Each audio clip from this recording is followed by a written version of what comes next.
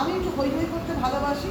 আমি শুধু এই হই হইয়ের জায়গাটাই তুলে ধরছি যে কেন আমার এই অনেক অ্যাসোসিয়েশনের মেম্বার আছে, কেন এই অ্যাসোসিয়েশনটাকে আত্মিক মনে হয়। একটু আগে আমাদের ভাইস প্রেসিডেন্ট বললেন যে আমরা একটা পরিবারের, তো যেদিন ঠিক হলো যে আমাদের এখানে এই অনুষ্ঠানটা হবে, আমি ওকে ফোন করে বললাম, শোন না, যদি ব্যারাকপুর হয়ে আসি দাদাবৌদির বিরিয়ানি খেতে যাবি।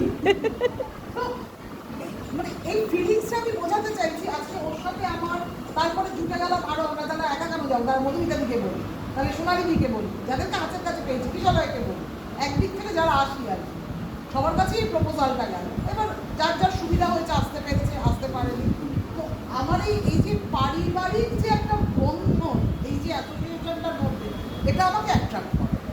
আর এই ডিডাব্লিউতে আছে এই পারিবারিক বন্ধনের জন্য। এবার পরিবারকে বেঁধে রাখতে গেলে যতটুকু কাজকর্ম করতে হয়, দাদারা যেটা করতে বলেন চেষ্টা করি প্রাণ দিয়ে সেটা করার।